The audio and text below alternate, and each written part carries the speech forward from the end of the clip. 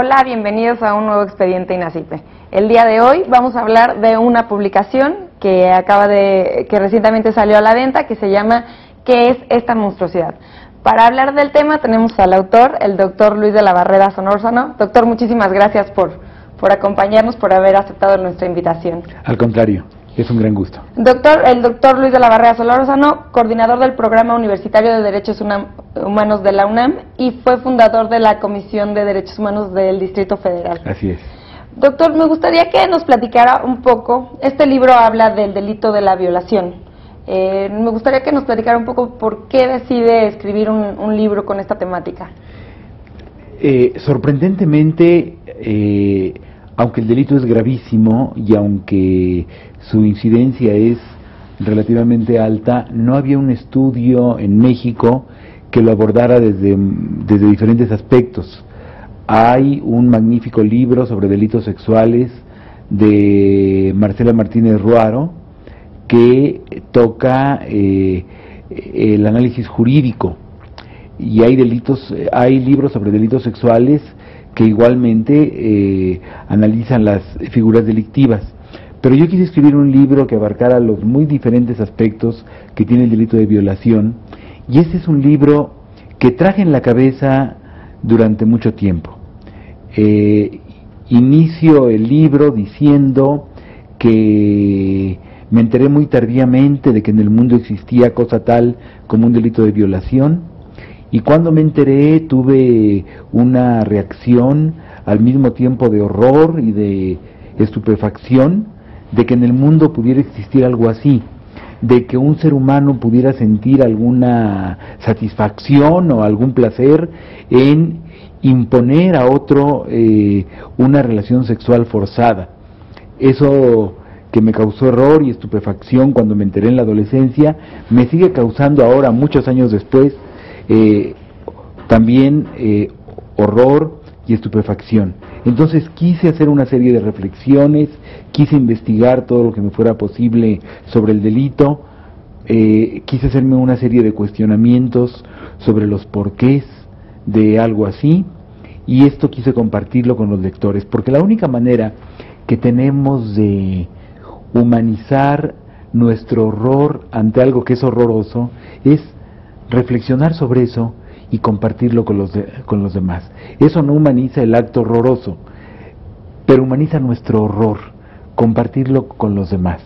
Que usted y yo nos sentemos a tomar un café o una copa de vino y que yo le pregunte qué le parece que en el mundo exista tal cosa, una cosa tan horrorosa, y que usted me diga, ¿a usted qué le parece? Y yo le diga, pues yo he pensado esto, yo me he enterado de esto, he leído esto. Entonces, al escribir un libro, uno quiere compartirlo con la mayor gente posible. Uno no sabe cuántos lectores tendrá, ni quiere celar a sus lectores, pero quiere compartir ese sentimiento, ese interés intelectual, en el caso del delito de violación, ese horror, con el mayor número de gente. Yo tengo el gusto de haber leído su libro, y en un inicio usted toca el tema del delito de violación como un delito universal. ¿Nos podría contar un poco a qué se refiere con que la violación es un delito universal?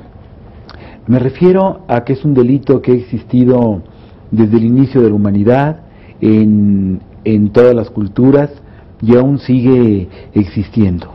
Siendo un delito tan bárbaro, siendo un delito tan brutal, no hemos logrado erradicarlo. Es verdad que hay países donde su incidencia es mucho menor a la de otros, pero no es de cualquier manera una práctica tan esporádica o tan marginal como sería, por ejemplo, el canibalismo. El canibalismo existe, pero cada vez más como un fenómeno más marginal, más extraordinario, más esporádico. La violación, en cambio, ocurre incluso en los países más adelantados culturalmente, en los países que han avanzado más en el proceso civilizatorio, ocurre con alguna frecuencia, y esa frecuencia se vuelve verdaderamente aterradora en ciertas etapas. Por ejemplo, en la guerra, los soldados no solamente saquean, los soldados del ejército que ocupa una ciudad, no solamente saquean bienes materiales de la población ocupada, sino que como un acto de venganza contra el país vencido, violan masivamente a las mujeres. Y eso me parece algo terrible, que una cantidad muy grande de hombres en una cierta situación, la de constituir un ejército invasor de una ciudad, un ejército ocupante, viole a una cantidad muy grande de mujeres, frecuentemente con la complacencia, con el encubrimiento de los oficiales superiores jerárquicamente. Entonces, por eso digo que lamentablemente es un fenómeno universal. Algunos autores han querido decir que en ciertas sociedades muy poco evolucionadas no hay delito de violación, en ciertas tribus de África, y ponen ciertos ejemplos, pero en los mismos ejemplos, si uno los lee adecuadamente, si uno los lee con atención, se da cuenta de que también ahí existe violación. El mito del buen salvaje no resiste el menor análisis. En todas las sociedades, lamentablemente, se da el delito de violación. Regresando un poquito a lo que nos decía de que se da mucho la violación en la guerra, ¿será que se puede o se llegará a justificar que las condiciones de guerra, las condiciones de las personas, de los soldados que están en la guerra, con eso justificaran este acto? Ellos tratan de justificarlo diciendo que, bueno, finalmente expusieron la vida, estuvieron sometidos a una gran tensión, llevan mucho tiempo de abstención sexual, etcétera. Pero nada puede justificar un acto tan brutal. Digo también en el libro que si hubiera una gran catástrofe universal, cosa improbable, y quedáramos sobre la tierra la mujer más bella, más seductora, más simpática del mundo, y yo estuviera profundamente enamorado de ella y la deseara con todas mis fuerzas, haría todo por seducirla, pero nunca tocaría la punta de un cabello suyo sin su consentimiento, porque la satisfacción erótica necesariamente implica el mutuo consentimiento, la mutua satisfacción y el mutuo goce. Una persona con una adecuada salud psicosexual no va a disfrutar nunca de una relación sexual que no sea plenamente consentida y plenamente disfrutada por ambos. Es decir, que una persona con una adecuada salud psicosexual no solamente no deseará nunca imponer una relación sexual no deseada por la otra persona, sino que si un día llega a su casa con apetito sexual y su esposa le dice que tiene dolor de cabeza o que está cansada, o simplemente él nota que ella no apetece lo que él, debe respetar absolutamente eso, porque esa salud psicosexual implica que uno no pueda sentir placer erótico si la otra persona no lo siente igualmente. Entonces, nada puede justificar, un delito como la violación. Me gustaría hacer voy a citar un párrafo que me gustó muchísimo, fue una idea que pone en el libro, que dice que si la sexualidad es un atributo animal, el erotismo la dignifica y la enaltece, la humaniza. Bueno, me quedó muy grabado, fue una frase que me gustó, y hace referencia en el libro que el que comete la violación se deshumaniza a sí mismo y tanto a la víctima como a él mismo. ¿Nos podría platicar un poco del concepto de deshumanización hablando de la figura del violador? Sí. Los animales tienen coitos porque están así programados biológicamente. Entonces, en época de celo, por ejemplo, una pareja de perros tiene coito, y esto es algo totalmente natural. El ser humano, en cambio, elige a su pareja, y esa pareja tiene la posibilidad de aceptar o no la elección que el otro hizo de ella. Y el ser humano crea todo un rito alrededor del coito. No un ser humano, nuevamente digo, con una adecuada salud psicosexual, busca todo un ritual de seducción.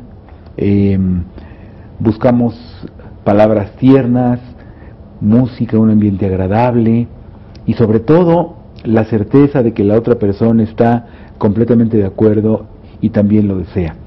Y eso es lo que hace que la sexualidad, al ser impregnada de erotismo, esté completamente humanizada. Porque aunque también los animales hacen una serie de ritos, por ejemplo, hemos visto en los grandes documentales de Discovery, de National Geographic, como un pájaro, un ave, hace toda una danza para atraer a la hembra. Este es un ritual, está programado así biológicamente.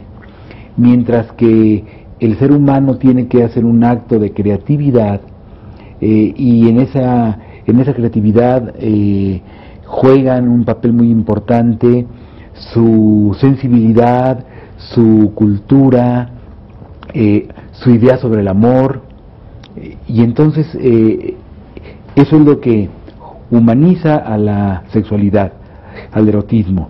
Cuando en la sexualidad no hay un completo y mutuo consentimiento, entonces esa sexualidad está deshumanizada, y el ser humano que recurre a un acto de violación se deshumaniza porque está ignorando todo este avance cultural, todo este avance civilizatorio, está dándole rienda suelta a una pulsión sin importarle lo que siente el otro, o peor aún, queriendo causarle un dolor.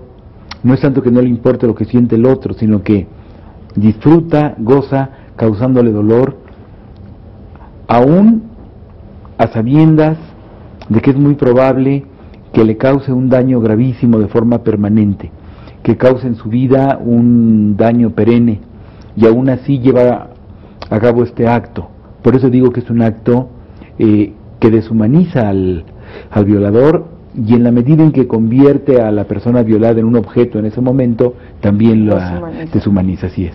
También en este mismo capítulo hace una referencia que si el violador se pudiera ver en el espejo en el momento en que está perpetrando, seguramente no lo haría, porque no es consciente, o no sé, a lo mejor no sé si esa es la idea. Esa es la idea. Quizá vamos a suponer que tuviéramos un espejo como el que concibe Oscar Wilde en el retrato de Dorian Gray, donde pudiéramos ver no nuestro rostro sino nuestra alma. Entonces el violador vería un alma absolutamente corrompida, entonces se horrorizaría y quizás diría: no puedo yo llevar a cabo actos que tienen a mi alma en este estado. Esto ya en esta construcción, más bien yo quiero plantear algo que desearía que así fuera, que aún el violador, que repito es un ser deshumanizado, tuviera esa capacidad de decir: no puedo yo mantener mi alma en este estado. Hago una serie de citas de autores muy importantes en el libro, de que el ser humano, cuando no está a la altura espiritual de nuestra humanidad, se hace daño principalmente a sí mismo. Es un ser humano que se está quitando valor como tal, ¿no? Como ser humano. Doctor, vamos a tener que hacer una pausa, pero vamos a seguir hablando del tema. Al auditorio, por favor, no se despeguen, sigan con nosotros en Expediente INACIPE.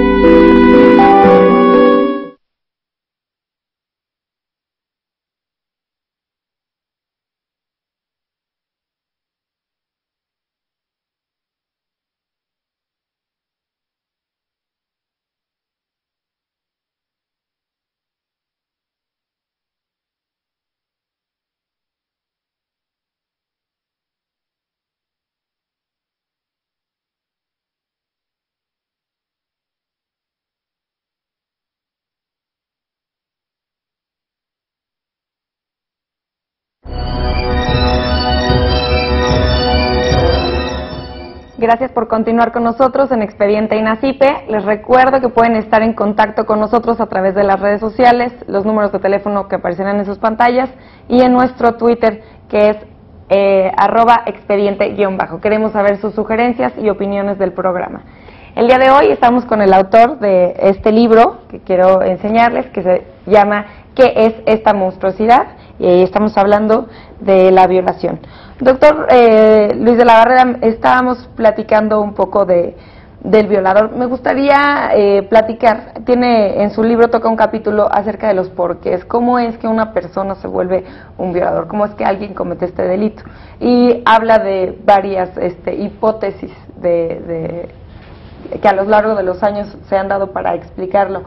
¿Qué es lo que usted ha podido concluir de estas hipótesis? O ¿qué es enriquecedor dentro de estas hipótesis? Vivimos en una época en que incluso desde las llamadas ciencias sociales se trata de liberar al individuo de la responsabilidad de sus actos.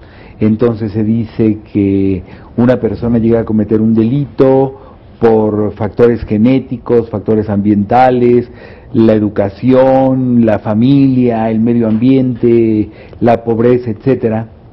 Y llega a haber teorías tan extremas que dicen, bueno, una persona se convirtió en un violador porque tenía una madre castrante y entonces al violar a varias mujeres se estaba desquitando de esa madre que lo castró psicológicamente.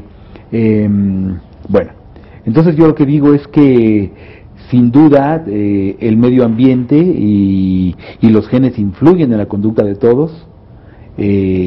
Nadie se ve libre de una herencia biológica y de una herencia cultural.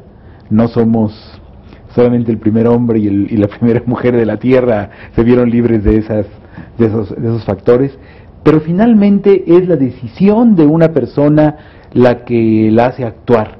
Finalmente hay una franja importante de albedrío. Nadie tiene una libertad completa y absoluta para actuar. Yo no tengo posibilidades de almorzar hoy en los Champs-Élysées de París como me gustaría.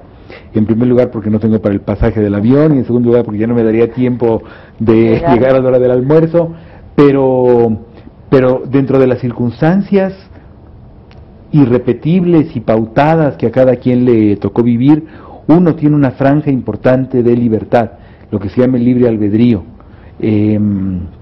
Decía el gran filósofo Ortega y Gasset, yo soy yo y mi circunstancia. Sí, la circunstancia influye, pero finalmente uno toma las decisiones más importantes de su vida. Entonces el violador decide imponer ese acto, y la sociología, la psicología, la antropología y en general las ciencias sociales han hecho construcciones teóricas para liberarlo de esa responsabilidad, y ese es un capítulo que a mí me gusta mucho, porque salgo a refutar esas teorías, voy a contracorriente de una tendencia moderna y digo, no, nada hace que una persona fatalmente, irremediablemente se convierta en un violador. Es una decisión.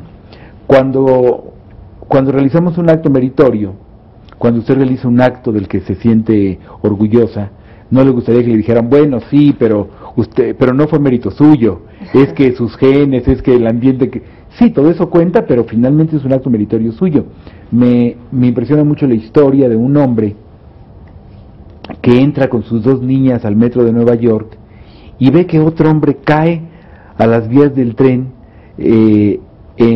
convulsionándose. Más adelante se sabría que estaba sufriendo un ataque epiléptico. Deja a sus niñas encargadas con alguien y se lanza a la vía a tratar de rescatar a este hombre que se está convulsionando. Los movimientos de un ataque epiléptico son muy violentos. Y se da cuenta de que el tren ya viene, ya no va a tener tiempo de sacarlo de la vía, y entonces hace un cálculo de si es posible que los 2 cuerpos, el de la persona que está sufriendo el ataque y el del mismo, bien acomodados, bien compactos, puedan salir indemnes del paso del tren. Era un trabajador de la construcción y entonces estaba acostumbrado a medir espacios, se metía en ciertas partes para hacer su trabajo, y entonces logra inmovilizar al otro, que a pesar de que está con los movimientos violentos del ataque epiléptico, lo oprime perfectamente bien y el tren pasa sin causarles daño, pasa encima de los cuerpos. Este hombre es un héroe, por supuesto, que haya influido en él el ejemplo de sus padres, la educación que tuvo, todo eso es cierto. Y los conocimientos que tenía, ¿no? Claro, pero él tomó una decisión que es heroica. Bueno, pues así como ese hombre merece un gran aplauso de quienes admiramos el valor, de quienes admiramos la solidaridad, de quienes admiramos la generosidad, el violador decide libremente, influido por una serie de cosas, pero finalmente por su libre albedrío, decide cometer un acto aberrante. Es por eso que en el libro, en repetidas ocasiones, usted menciona que es por eso que no todos, por ejemplo, hay mucha gente que vive en condiciones de pobreza y los violadores que salen, o sea, que salieron son una mínima proporción, ¿no? O sea, en repetidas ocasiones dice que no son todos, o sea, que no puedes generalizar, sino todos los que están bajo esas condiciones. Hay un discurso feminista que dice, bueno, existe violación porque esa es una sociedad patriarcal donde los hombres oprimen a las mujeres, etcétera. Bueno, sí, todo eso puede ser cierto, o será cierto, pero una mínima minoría de hombres son violadores. Incluso en la guerra, donde ocurre este fenómeno terrible de que una cantidad grande de soldados violan masivamente a las mujeres de una ciudad ocupada, hay hombres que no participan en esto. Y cito en el libro a un soldado que dice, yo maté en la guerra y me avergüenzo y es un acto que no, y son cosas que no quisiera recordar, pero nunca violé, pero nunca incendié la choza de una familia de la ciudad ocupada, nunca me metí con la población civil. Entonces, aún en condiciones difíciles, es perfectamente posible que una persona diga no. No es un monosílabo muy importante, dice Octavio Paz. El monosílabo no es el monosílabo con el que empieza la libertad. Yo no puedo hacer eso porque hay otra cita en el libro de Shakespeare, de Macbeth, donde el rey le dice a su esposa, me atrevo a lo que se atreva un hombre, quien se atreve a más ya no lo es. Correcto, no, muchas gracias, doctor. Me gustaría un poco hablar, hace un apartado para hablar del bien jurídico tutelado, y esto es, bueno, hace un apartado en el mismo hay un tipo de debate. ¿Me podría comentar por qué es tan importante definir esto y a qué conclusión llegó? Bueno, las figuras delictivas se crean por el legislador para proteger bienes jurídicos, y es muy importante saber cuál es el bien jurídico, porque para que haya delito, el bien jurídico debe ser lesionado o puesto en peligro. Entonces, sobre la violación se dijo que, por ejemplo, el pudor, la honestidad, no es ni el pudor ni la honestidad. Una persona violada es igual de honesta después de la violación que antes. Lo que mancha éticamente a una persona son sus actos, y no aquello de lo que pueda ser víctima. Entonces voy desechando opiniones y digo, bueno, el bien tiene que ver con la libertad sexual, porque finalmente lo que pasa en una violación es que se le impone a una persona el coito sin que esté de acuerdo, se lesiona su libertad sexual, pero no toda la libertad sexual, porque por ejemplo digo, una muchacha que está encerrada con sus papás en su habitación para que no corren a encontrarse con su novio, también, pues está viendo afectada su libertad sexual al quedar encerrada, pero no está siendo violada. Lo que se lesiona en la violación hay que especificarlo para saber cuál es el bien jurídico. Y el bien jurídico es la libertad que tiene una persona de tener relaciones sexuales o no tenerlas en todo momento. Es la libertad de una persona para no tener relaciones sexuales, para no tener un coito con quien no quiere o cuando no quiere.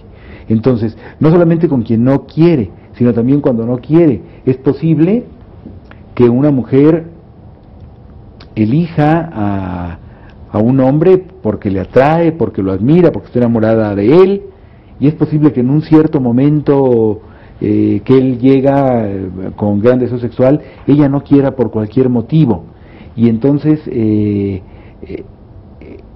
él no tiene derecho a exigirlo, porque es una libertad muy íntima, es una libertad que nace en lo más profundo del ser. Entonces, una persona siempre tiene derecho, siempre, a decir que no. Y ese derecho a decir que no, esa libertad para decir que no al acto sexual, es lo que se viola es lo que se lesiona en el delito de violación. Bueno, creo que me adelanté un poquito, quería preguntarle de la legislación. También habla un capítulo de la legislación. ¿Cómo está legislado este delito en México? Bueno, pues anteriormente, en los años 70 todavía, tenía una penalidad muy baja y había una crítica muy correcta a esa penalidad que decía, bueno, en México se castiga más el abigeato, o sea, el robar ganado, que una violación, y una violación es un delito infinitamente más grave, es uno de los delitos más graves que podamos concebir. Felizmente esa penalidad ha ido aumentando y ahora hay una penalidad severa como debe ser. Es uno de los delitos que tienen penas más altas, y no solamente se castiga la cópula por medio de la violencia físico-moral con otra persona, sino que se castigan otras modalidades, por ejemplo, la cópula con una persona donde no se emplea violencia, pero con una persona que no puede resistir, porque está desmayada, porque es tetrapléjico, porque está dormida, porque está inconsciente, porque se desmayó, etcétera. Se castiga la cópula con personas menores de 12 años, porque todavía una persona que no ha cumplido los 12 años no tiene la madurez suficiente para comprender el significado de la cópula, y se castiga la cópula con personas que no pueden comprender el significado de la conducta. A esta figura yo le hago una crítica, porque digo, bueno, una persona puede no comprender el significado de la conducta por alguna alteración mental, y sin embargo, esta persona no por ese motivo tendría que ver vedada esa libertad de tener relaciones sexuales. Sí, no se le coartaría ese derecho. Se le coartaría, ¿no?, libertad, porque quien tuviera relaciones con esa persona estaría cometiendo un delito, y si en esa relación sexual no hay violencia, ni hay humillación, ni hay nada que afecte a esta persona con alguna alteración mental, no habría razón para prohibir tal relación. Dentro de lo que acaba de mencionar, se hablaba de violación con violencia física y moral. ¿A qué se refieren con la violencia moral? La violencia física es aquella fuerza muscular con la cual se vence la resistencia también muscular del sujeto pasivo, de la víctima del delito. Y la violencia moral es aquella que se ejerce directamente sobre la psique, sobre la mente de la víctima, a través de una amenaza explícita o tácita, y donde no entonces es necesaria la violencia física. Se le pone a una persona una pistola en el pecho para que acceda a la violación, se le pone una navaja cerca del rostro amenazándola con que se le va a cortar la cara si no accede, y entonces sin que haya violencia física se está lesionando su libertad sexual por medio de esta violencia moral. Usted hablaba de que tendría que ser relevante, ¿no?, la amenaza. Por ejemplo, había pues un ejemplo de quitarle el sueldo a alguien, un mes de sueldo en 20 años, ¿no?, que tal vez esa amenaza no sería suficiente. ¿Cómo calificar el nivel de relevancia de la amenaza moral? Y si nos podría platicar un poco el caso de un caso en España, en Ibiza, que hubo también de alguien que influyó con amenaza moral en sus pacientes, yo creo.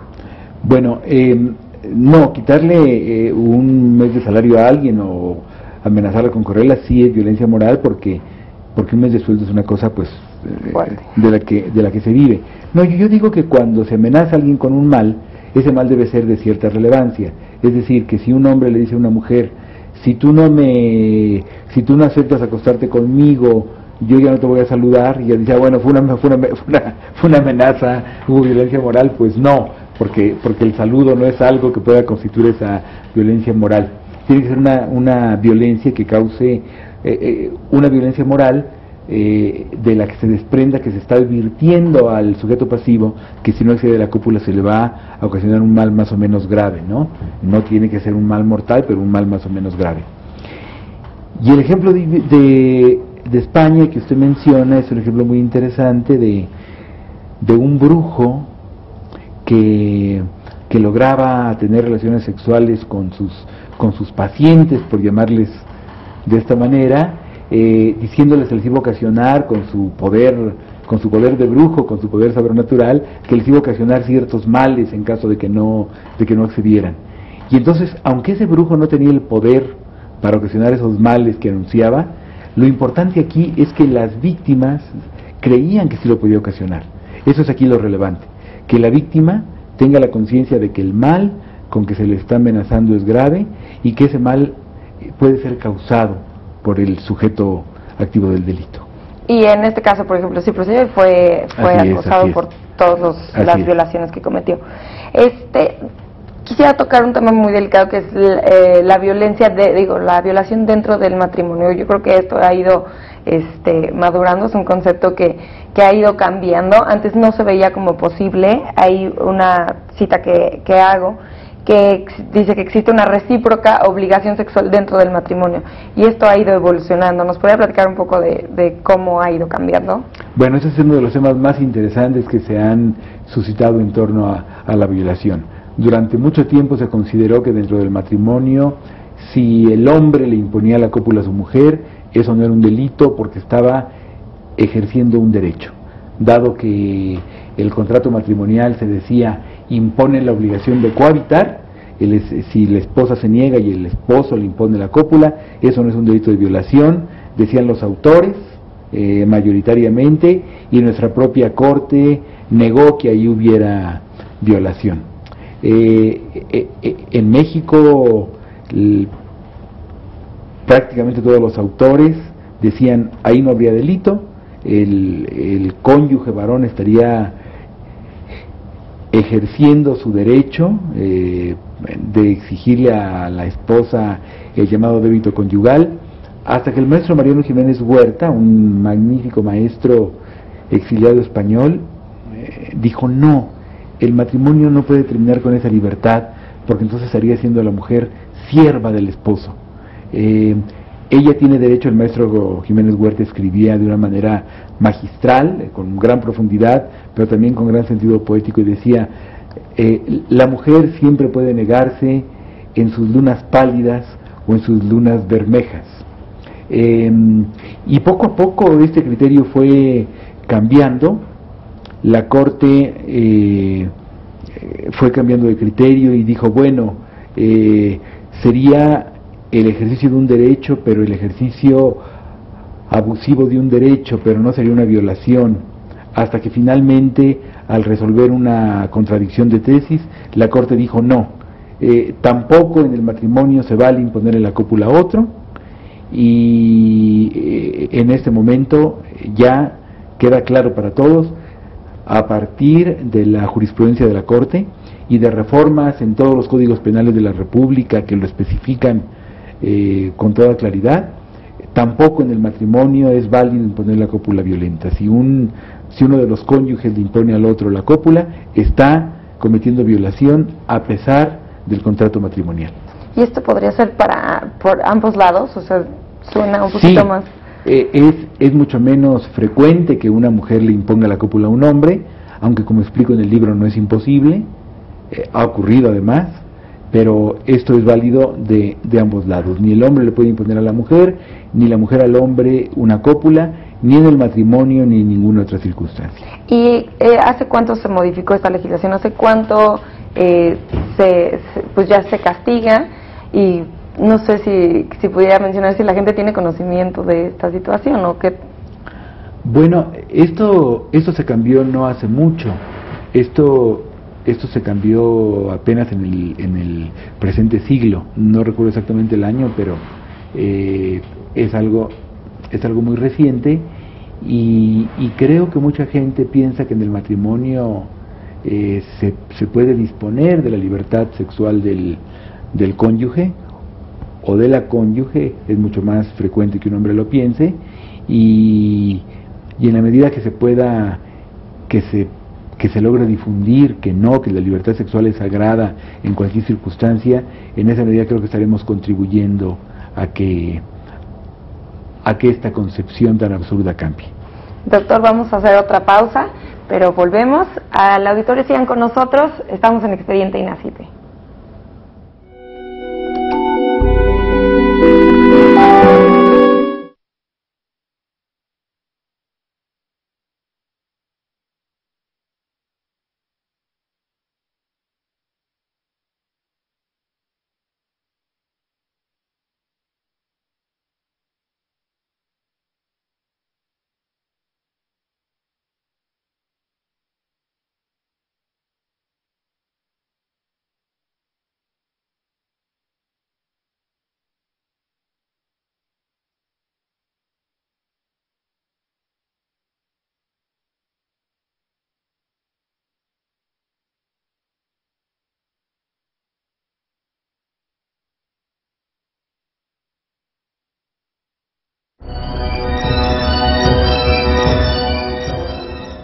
Gracias por continuar con nosotros en Expediente INACIPE. Una vez más les recuerdo que pueden estar en contacto con nosotros a través de las redes sociales, así como nuestro Twitter, que es @expediente_. El día de hoy estamos hablando de este libro, que es del autor, el doctor Luis de la Barreda, y que habla de la violación, que es esta monstruosidad. Doctor, estábamos hablando de, ya de la violación en el matrimonio. Ya nos explicó cómo ya se encuentra penalizada y sí existe violación dentro del matrimonio. Me gustaría un poco que nos contara, dentro de su libro también hacía referencia, y la legislación lo hace, acerca de la violación equiparada. ¿En qué consiste una violación equiparada? La violación equiparada es esta en la que no hay violencia, pero no hay violencia física ni moral, pero de cualquier manera se considera violación porque por las condiciones del sujeto pasivo, por su edad, por su estado mental, o porque no puede resistir. También hay otra forma de violación. La violación básicamente es una cópula violenta o una cópula aprovechando ciertas circunstancias del sujeto pasivo, del ofendido, de la víctima. Pero hay también otra violación donde no hay cópula. La cópula, como todos sabemos, es la introducción del órgano viril en alguna de las cavidades del ser humano, de la otra persona, y hay una forma de violación que no implica la cópula, que es la introducción de otra parte del cuerpo diferente del pene o de un objeto en la vagina o en el ano del sujeto pasivo. Esto también es una violación, porque es un acto de gravedad equivalente. De todas maneras se está causando una humillación muy grave, de todas maneras se está lesionando la libertad sexual del sujeto pasivo. Dentro de la legislación también nos comentaba en el bloque pasado, en el bloque anterior, que se castiga a las personas que tengan relaciones sexuales o cópula con menores de 12 años. Mi pregunta, que también la trata un poco en el libro, es si usted considera que la sexualidad temprana afecta al desarrollo del ser humano, o cuál es el bien tutelado en este caso. Este es un tema muy apasionante y muy complejo. Yo tuve que meditar mucho, leí a todos los autores que hablan sobre el tema y tuve que meditar mucho. No es la libertad sexual aquí porque el menor está consintiendo. Cuando el menor consiente, quiero decir, no es de libertad sexual. Tampoco es el normal desarrollo psicosexual, porque ese normal desarrollo psicosexual también se afecta cuando se viola a una persona mayor de esa edad. Creo que es la indemnidad sexual, es decir, con un menor de esa edad, de 12 años, es decir, con un niño, porque antes de los 12 años es un niño, con un niño no hay que tener relaciones sexuales porque eso le afecta. No está preparado ese niño para un acto de esta naturaleza, y entonces eso le puede causar un daño psicológico muy serio que afecte su relación con los demás, que afecte su concepción de la vida, que afecte seriamente su autoconfianza. Es un acto terriblemente abusivo porque el niño no está preparado. Las relaciones sexuales son relaciones para las que se está preparado a partir de cierta edad, a partir de que aparecen los caracteres sexuales secundarios, que también implican un cierto desarrollo psicológico. Entonces, con un niño no puede haber ningún acto erótico, y entonces por eso digo que el bien jurídico tutelado es la indemnidad sexual de los niños. Doctor, asimismo también nos cuenta en el libro de los abusos sexuales que se han realizado a niños, a menores, por parte de sacerdotes. ¿Usted por qué considera que se han dado tantos casos de pederastia en la Iglesia Católica, en los casos más famosos? Este es uno de las grandes sorpresas para todo el mundo en el presente siglo. Nadie hubiera esperado que en la Iglesia Católica se dieran tantos casos. Todos pensamos siempre que los sacerdotes, a quienes los creyentes asumen como representantes de Dios en la tierra, y que ellos mismos se asumen como la voz de Dios en la tierra, los dignatarios que nos transmiten cuál es el mensaje divino, era gente en la que se podía confiar, a tal punto de que podíamos poner en sus manos a nuestros hijos sin mayor problema. Por el contrario, sabiendo que nuestros hijos tendrían buena educación, buena guía, buena orientación. ¿Por qué ocurren tantos abusos? Es una pregunta que me parece que todavía no tiene respuesta.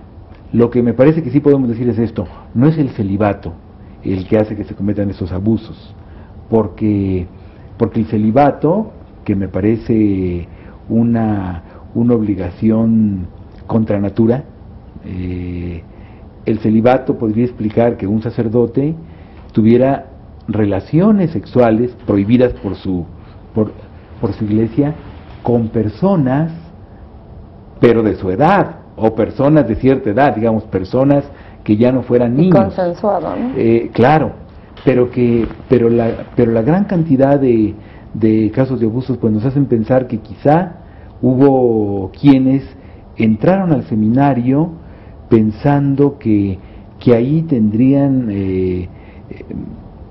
a su disposición niños para estos actos. Hay autores que dicen que los pederastas buscan oficios donde van a estar en contacto con niños, buscan ser guías de pequeños excursionistas, entrenadores de equipos deportivos de niños, o sacerdotes.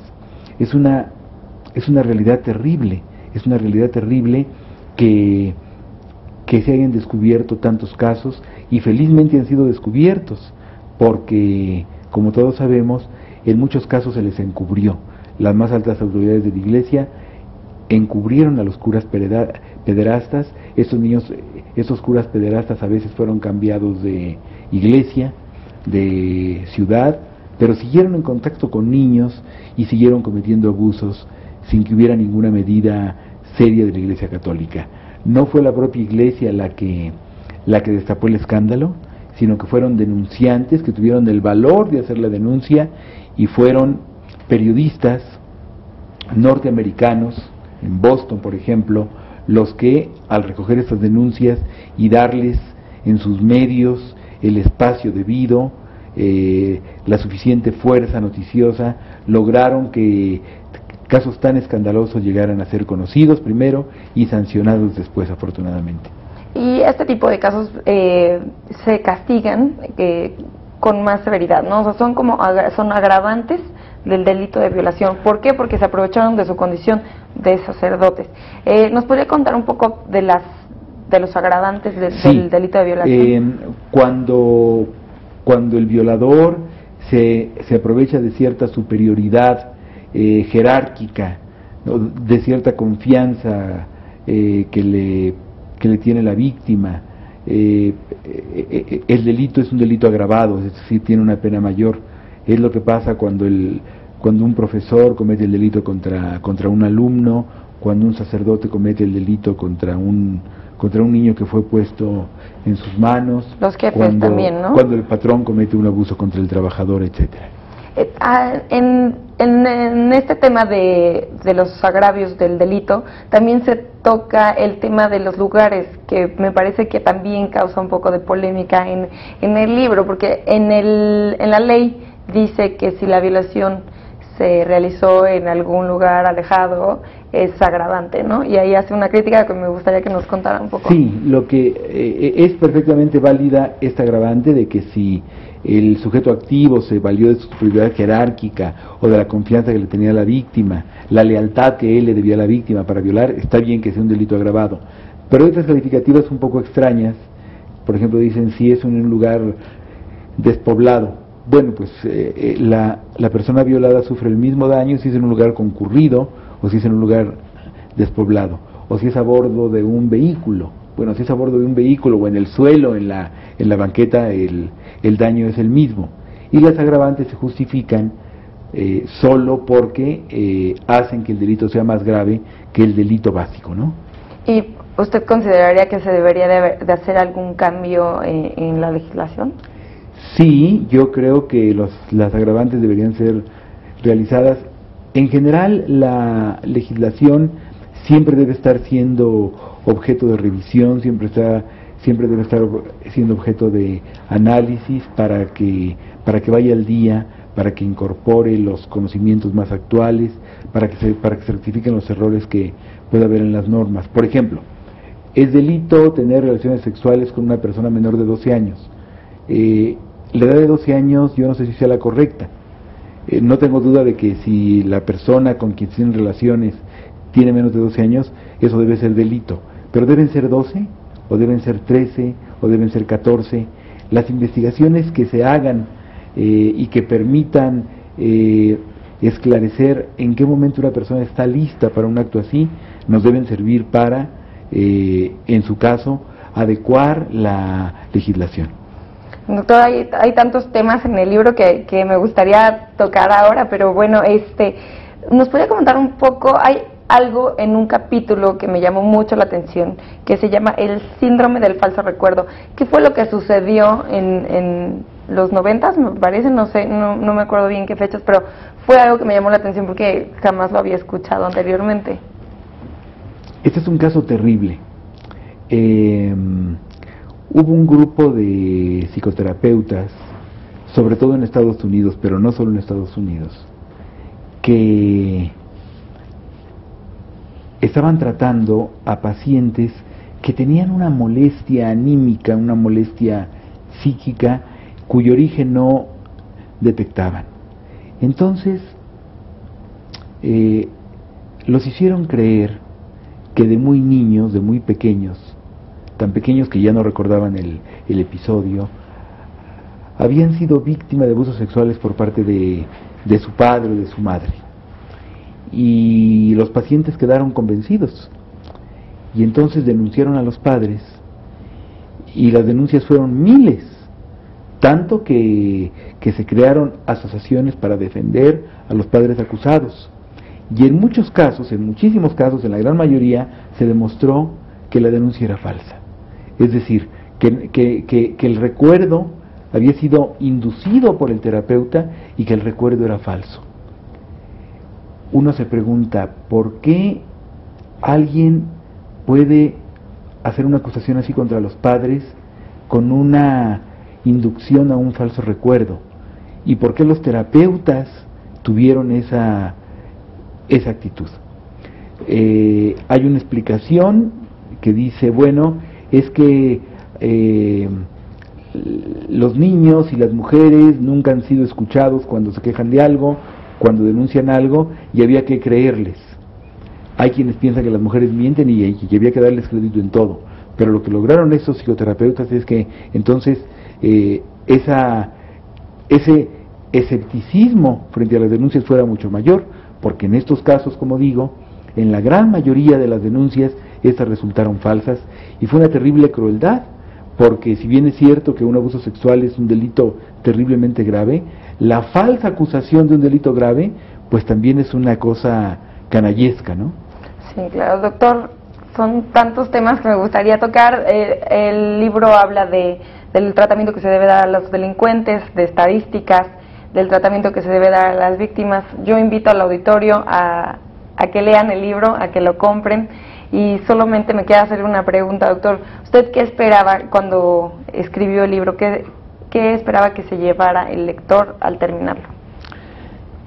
Que tome conciencia de un fenómeno terrible que a veces es trivializado en los chistes, en las pláticas, que tome conciencia de este crimen aberrante que es la violación por lo que dice Pascal. Es muy importante que el ser humano conozca su parte más noble y su parte más oscura, porque de esta manera puede ser mejor ser humano. Cuando vemos lo terrible que puede resultar algo, entonces si tenemos el valor ético adecuado, vamos a rechazar eso terrible, porque no querremos estar por debajo de lo que exige nuestra condición humana. Yo le quiero agradecer esa entrevista porque todas las preguntas que me han hecho denotan una lectura muy cuidadosa, muy inteligente y muy sensible. Es realmente, considero un privilegio tener una entrevista con esa calidad de preguntas y con una entrevistadora de la inteligencia y de la sensibilidad de usted. No, doctor, pues muchas gracias a usted por haber venido con nosotros, muchas gracias por el agradable rato que me hizo leyendo esto. Al público, por favor, los vemos la próxima semana en Expediente INACIPE. Muchas gracias, doctor.